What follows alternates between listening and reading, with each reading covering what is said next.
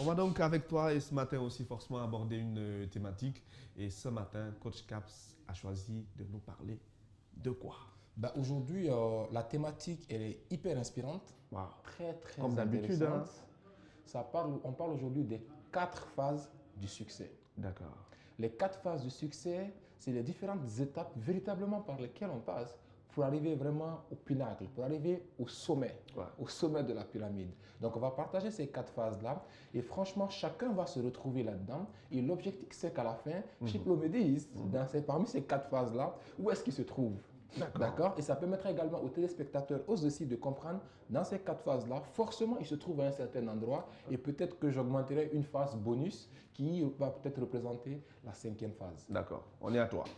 Alors, parlant des 4 phases du succès, ce qu'il faut retenir, c'est que la toute première phase du succès qui nous mène justement vers les choses qu'on veut accomplir dans notre vie, les choses qu'on veut réaliser dans notre vie, les projets donc qu'on veut accomplir dans notre vie. La toute première phase, c'est ce que j'ai appelé la phase élève.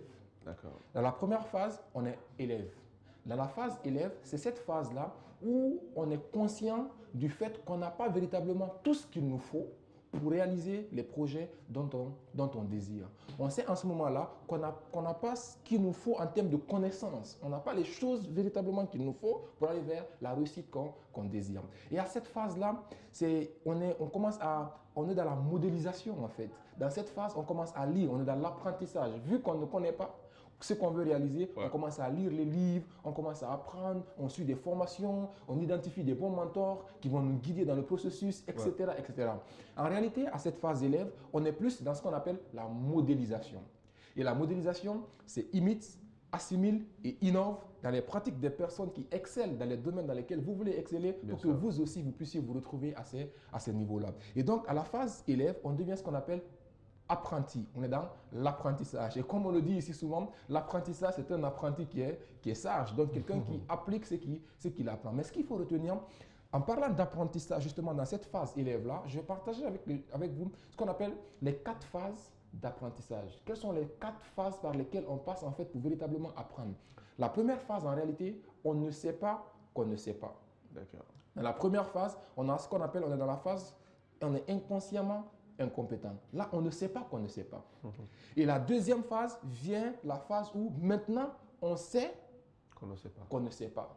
Donc, dans cette phase-là, on devient consciemment incompétent. Et c'est là où la prise de conscience commence et on commence à se mettre à l'apprentissage. Et donc, ça coïncide à cette phase qu'on appelle la phase élève. D'accord. Et après, on vient à cette phase-là où on sait qu'on sait, où on est consciemment compétent. Et là, on était inconscient de notre compétence, on était conscient de notre incompétence et maintenant on s'est mis à l'apprentissage et à force d'apprendre finalement, on a fini par pouvoir développer ce qu'il faut. Donc là, en ce moment-là, on est consciemment compétent. Il vient maintenant cette dernière phase où on devient ce qu'on appelle inconsciemment compétent. Là, c'est une norme pour nous. C'est comme quand on conduit une voiture. Au début, quand on est en train d'apprendre à conduire la voiture, au début, pour changer de vitesse, on est obligé de regarder pour freiner, on baisse la tête des fois pour voir au tout début. Mais après, quand on commence à intégrer les apprentissages là, ça finit par devenir une norme, de sorte qu'il y a, quand il y a une poule, un canard, un poussin qui passe devant nous, on ne réfléchit plus pour pouvoir freiner. Le mécanisme est là, ça devient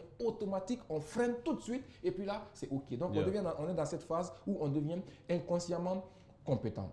D'accord? Mais en réalité, dans ce processus d'apprentissage, en fait, qu'est-ce qu'il faut justement, comment il faut s'y prendre véritablement dans cette période-là? Ce qu'il faut faire, c'est de pouvoir se mettre à apprendre dans tout ce sur quoi on tombe. On lit des livres, on regarde des formations, on regarde des vidéos, etc. Moi, je me rappelle, quand j'étais dans cette phase d'apprentissage, c'est là où j'identifiais des personnes qui m'inspirent, où je peux passer toute une nuit à télécharger 800 vidéos de quelqu'un qui m'inspire, à regarder les vidéos, à lire les livres un peu partout. Donc, on est dans cette phase qu'on appelle la phase élève. Et quand on est dans la phase élève, dans la phase d'apprentissage, il y a 3 stratégies, il y a 3 intelligences qui sont utilisées dans n'importe quelle stratégie d'apprentissage et qui sont considérées comme étant les meilleures stratégies en termes d'apprentissage.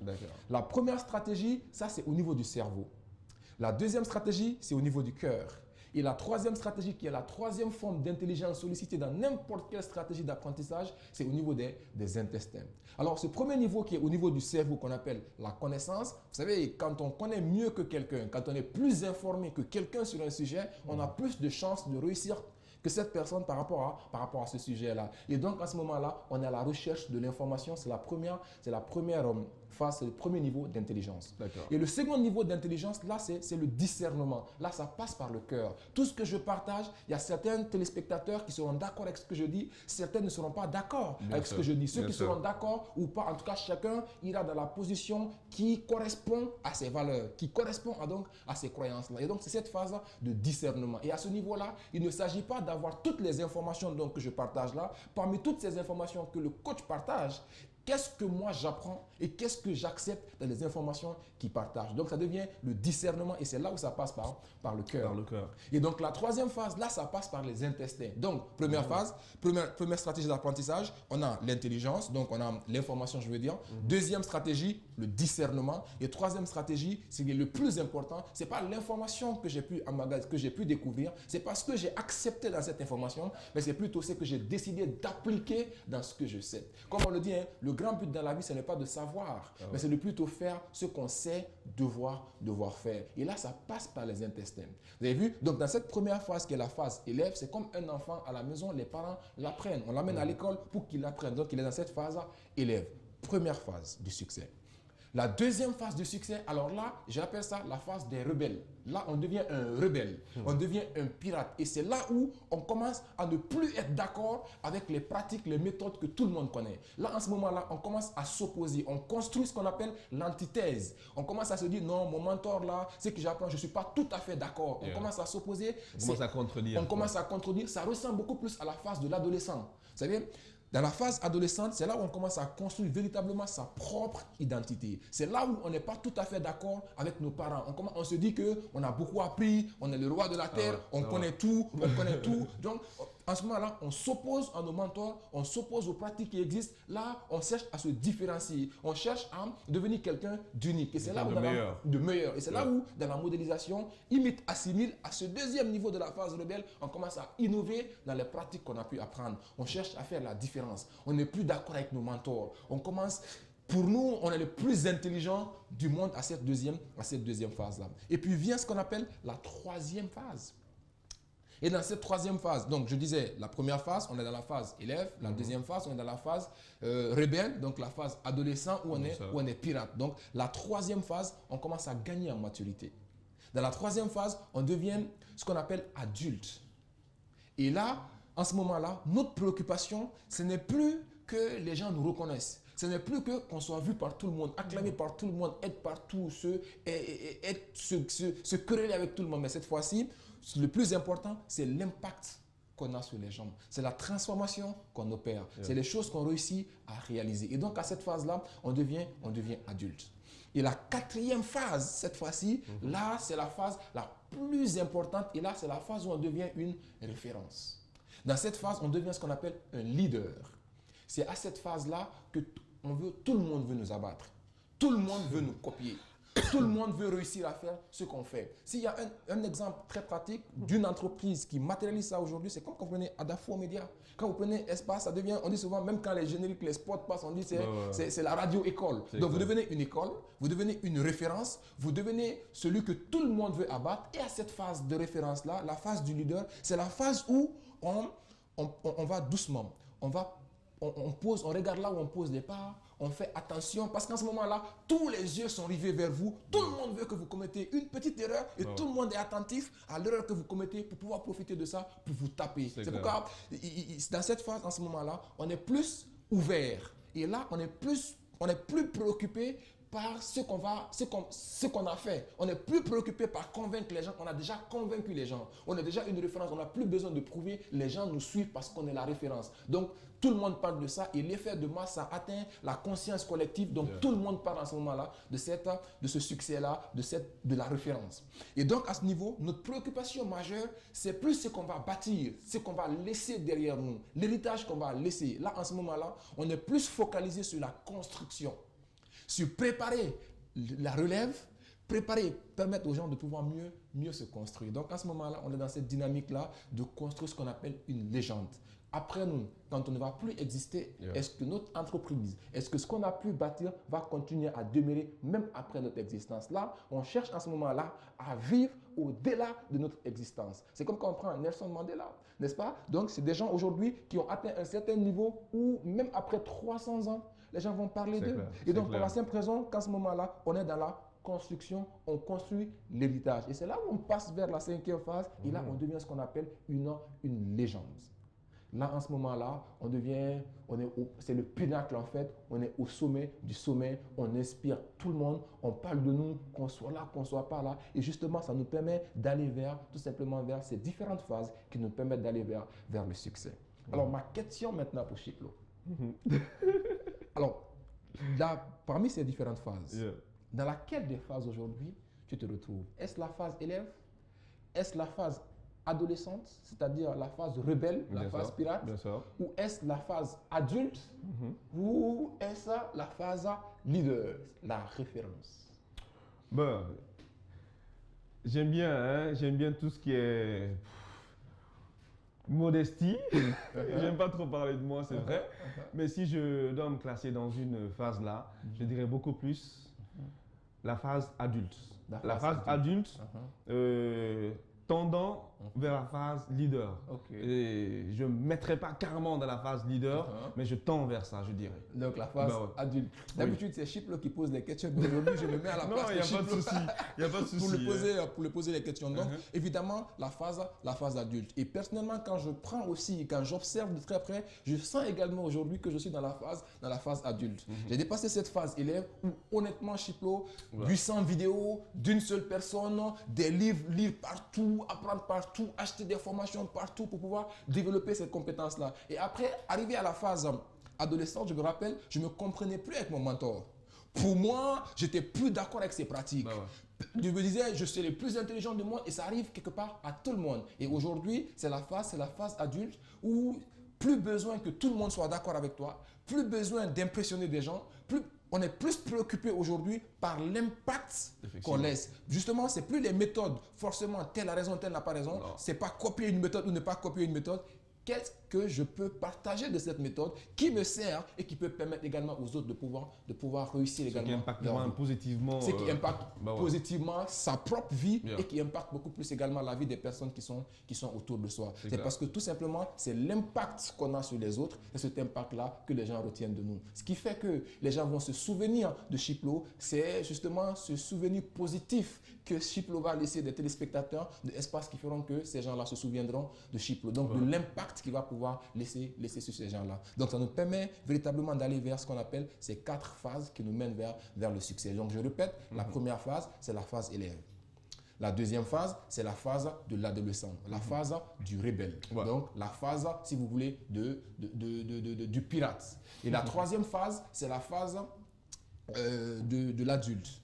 D'accord? Et la quatrième et dernière phase, c'est cette phase qu'on appelle, on devient la référence, on devient le leader, mais au-delà de ça, on devient ce qu'on appelle, on construit la légende en fait, on devient quelqu'un qui devient immortel et qui continue à exister au-delà même de son existence. D'accord. Il nous reste quelques minutes, mais bien avant de te laisser, bien sûr, dis-nous, en Afrique par exemple, des fois, on observe des personnes qui ont réussi à être des leaders, des personnes même des fois qui sont considérées comme des légendes, mais qui n'arrivent pas vraiment à maîtriser leur comportement, des personnes qui n'arrivent pas à maîtriser leur statut au fait, à rester là et à cause d'un seul fait, par exemple, de leader, ils reviennent carrément, qui régressent carrément ou bien carrément de légende, on ne les considère plus en tant que tels. Qu'est-ce qu'il faut vraiment pour se maintenir? Parce que c'est vrai que c'est difficile d'arriver, de gravir les échelons, d'arriver à cette étape-là et tout, mais le plus difficile aussi, moi je pense, c'est de se maintenir quand on se considère comme un leader, que toi-même dans tes actes, dans ton comportement, tout ce que tu arrives à faire et dire,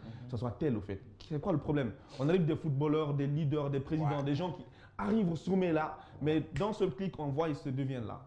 Et c'est une très bonne question que Chiplo pose. Il y a ce qu'on appelle l'art de poser les questions. Je pense que Chiplo s'inscrit un petit peu dans cette bonne dynamique, l'art de poser de très bonnes questions.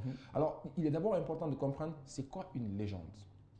Et pour moi, une légende, c'est quelqu'un qui a galéré dans sa vie et qui a réussi à sortir de cette galère. Donc, il devient quelqu'un qui inspire. Pour moi, c'est cela une légende. Et la question que Chiplo pose là, je me rappelle très bien de cette question. Une fois, avec le doyen Morikante paix à son âme, on lui a posé cette question. Ce jour, j'étais avec Bérété, on rencontre le doyen Morikante, il aimait très bien Bérété, donc on allait souvent le voir.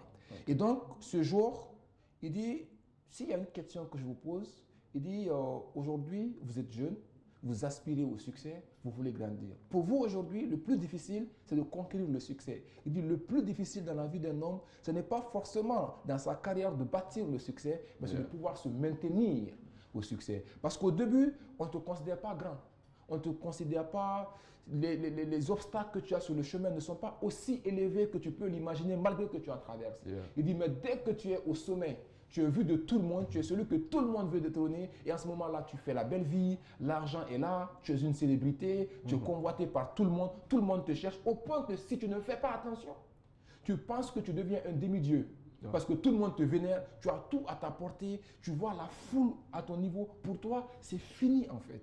Et c'est le moment où il est plus important de se rappeler, d'avoir cette modestie-là, de pouvoir quelque part se rappeler des personnes qui sont devant nous. C'est pourquoi il est toujours important dans la vie de pouvoir se mettre dans un environnement où on est toujours avec des gens qui sont au-dessus de nous. Le fait d'être avec des gens qui sont au-dessus de nous, le fait de pouvoir avoir ce désir ardent, de pouvoir chasser les personnes qui sont au-dessus de nous, cet esprit de challenge, cet esprit de compétition, cet esprit d'avoir la soif, de toujours bâtir quelque chose au-dessus de ce qu'on a déjà obtenu comme résultat, nous permet quelque part de pouvoir se remettre toujours en question. Quand on a parlé, une fois je suivais un documentaire de Cristiano Ronaldo, où on lui a dit, aujourd'hui tu as pratiquement tout gagné. Il dit, tu as tout gagné, mais pourquoi aujourd'hui tu continues à faire les entraînements que tu fais, le niveau où tu as continué à faire? Il dit, une seule chose me motive. Il dit, la seule et véritable chose qui me motive, c'est qu'un jour, que je ne puisse pas me retrouver dans cette phase de regret pour dire que j'aurais dû faire ça. J'aurais dû me comporter ainsi. J'aurais dû plus construire ça. Et quelque part aussi, c'est dû un petit peu à la vision qu'on a. Et comme je l'ai dit, il faut à un moment donné avoir cette modestie-là et avoir cette humilité justement de se dire que peu importe ce que j'ai déjà construit, il y a encore devant moi à pouvoir construire. Donc de toujours voir des personnes qui sont au-dessus de nous et de ne pas se suffire dans son espace. Comme on le dit, hein, quand on est le plus intelligent des nuls, c'est qu'on est nul. Il faut toujours chercher à devenir le plus nul des intelligents. Là, on a une chance de pouvoir grandir. Et donc, à ce moment-là, il faut changer sa référence, il faut changer son cercle, en fait, et de pouvoir rester, de pouvoir viser des gens qui sont toujours au-dessus de nous. Parce que quel que soit ce qu'on fait, il y a des gens qui sont forcément au-dessus de nous. Et ça nous permet quelque part de pouvoir fouetter notre ego. D'accord, ça nous permet donc de pouvoir fouetter notre ego, comme il a dit. Lui, c'est Coach Caps et il sait que vous l'appréciez bien dans cette émission. On a un bon retour. Nous, on va essayer de lire quelques messages. Après, peut-être une dernière question pour Coach Caps, pourquoi pas. On va essayer de partir avec ce message qui dit « Bonjour, je suis très intéressé par ces explications de mon frère. » Tout à l'heure, je le disais, sur le succès. Je veux lui demander dans quel document… D'habitude, les téléspectateurs ne posent pas de questions à Coach Caps, mais on y va avec ce message-là. Dans quel document il s'inspire? Je veux une connaissance pour me servir. S'il vous plaît, c'est par Diane Mohamed depuis Tombolia. Ok, Coach Caps, Yann est là. Quel document choisir? Honnêtement, je suis en ce mois de janvier là, je suis en train de lister tous les différents livres que je dois lire au courant de cette année. Et je prends les 7 meilleurs livres que je connais sur la connaissance de soi, les 7 meilleurs livres sur le copywriting, etc., etc. Mais en réalité, ce que je fais, et ça, comment je peux le conseil que je peux lui donner aujourd'hui, c'est de se poser la question de savoir quelles sont les personnes qui réussissent dans le domaine dans lequel il veut exceller. De chercher ces personnes-là. Et une fois qu'il a obtenu ces personnes-là, c'est d'aller véritablement vers ces personnes-là pour justement les poser des questions véritables, pour chercher à savoir qu'est-ce que ces personnes ont lu comme document pour les aider à pouvoir grandir. Mais des fois, ces personnes-là ne sont pas très accessibles aussi. Hein. Et justement, aujourd'hui, ces personnes sont accessibles, Chiplo, parce qu'il y a la magie de Internet qui existe. Moi, tout ce que j'ai appris, en fait, honnêtement, je ne les ai pas appris des personnes qui sont là. C'est vrai que j'ai eu des mentors ici qui m'ont énormément aidé, énormément appuyé, me mettre sur la voie. Mais la plupart, c'est sur Internet, en fait. Des livres existent aujourd'hui. Amazon est là, il y a tout ce qu'on peut prendre exactement. Mais s'il y a un livre que je peux lui recommander, trouvé ce matin même que j'étais encore en train de revoir. Et un livre, encore une fois, qui m'a rappelé cette thématique que j'ai choisie ce matin-là, c'est justement l'excellence de Robert Greene.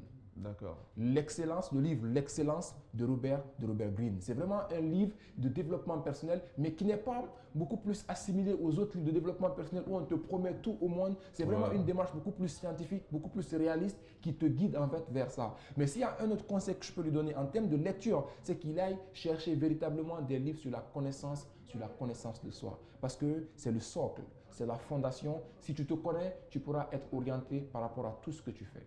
Dernière question et vite fait. Coach Caps n'a pas encore pensé à écrire un livre ou quoi? Il y en a un déjà qui est sorti en 2019. Super. J'ai ma première publication que j'ai sortie en 2019 que j'ai appelée Le petit guide pour réussir son année. Et ça tombe bien, on est en début d'année. Je l'ai sorti en mai 2019. Ça fait à peu près 500 exemplaires de livres vendus, bien que c'était une auto-édition. Et cette année 2021, en janvier, là, j'ai décidé de rendre ce livre gratuit. Wow.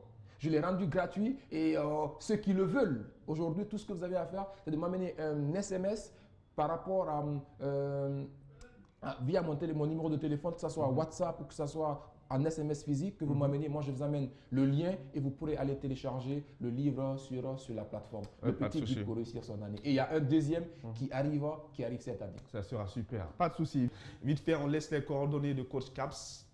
Bah, les coordonnées, vous faites Facebook ou YouTube, vous faites Coach Caps, Coach C-O-A-C-H, Caps, vous faites K-A-B-S et via le numéro de téléphone, vous faites 620 67 12 14. Les contacts sont affichés et ceux qui sont à l'extérieur, vous le précédez de l'indicatif, plus 200, plus 224.